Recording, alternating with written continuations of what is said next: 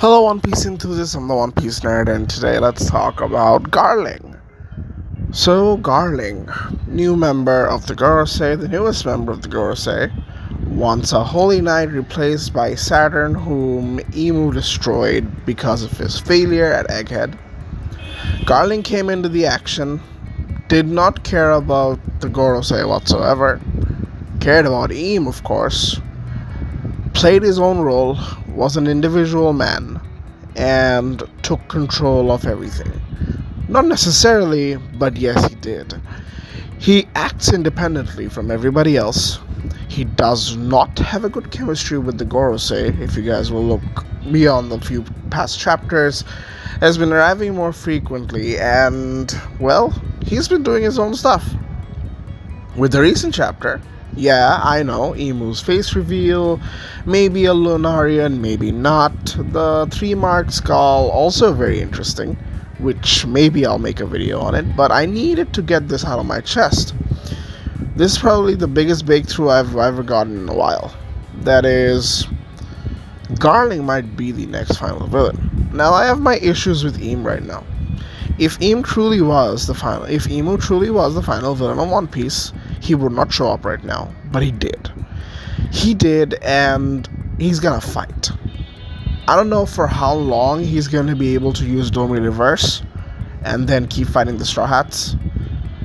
We're already seeing terrifying powers.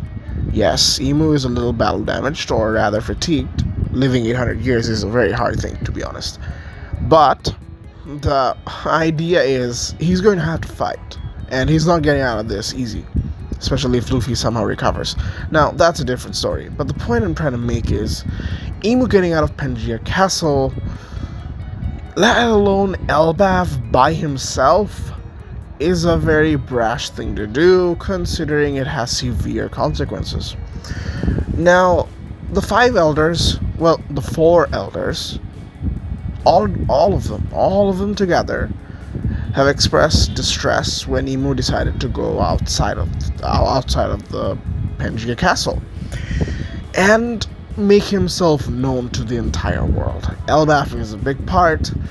A lot of people will know. The giants will know. And if Emu really did get out, he intends to finish it off, because if he doesn't, the world knows about him. And that will come at a great cost. For example, the disease.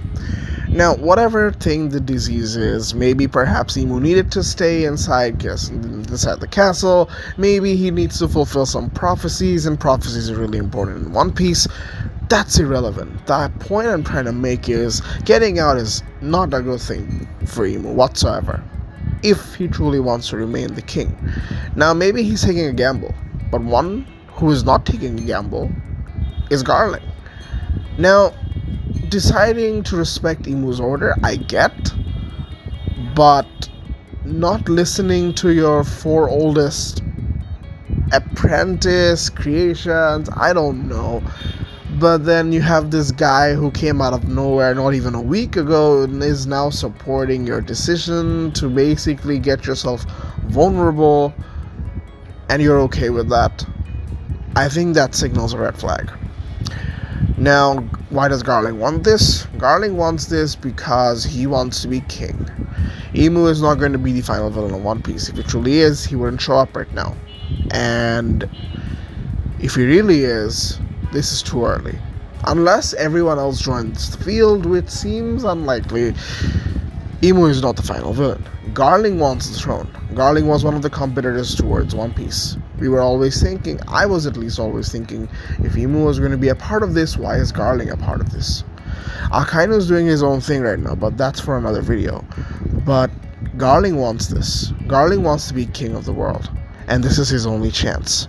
This is his only chance to get rid of Emu, be the supreme authority. I'm pretty sure if Emu goes away, the 4 elders go away as well.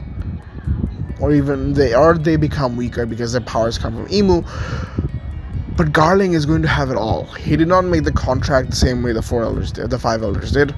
I don't think he even has a contract. It doesn't seem like it. Again, he seems to act independent. Nothing affects him. And we didn't see him make a deal or a sign. And that is a very significant thing considering we've seen Shanks do it and Harold do it.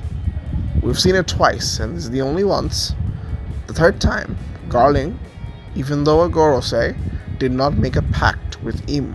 Perhaps there was one before, but we don't know for sure.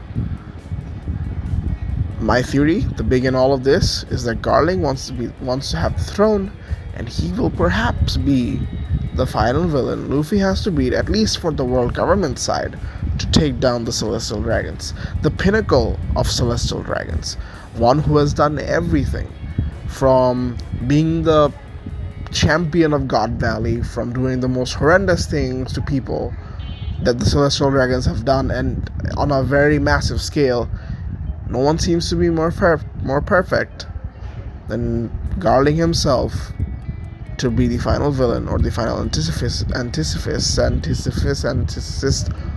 of the world government. Thank you all for watching. Till next time, later.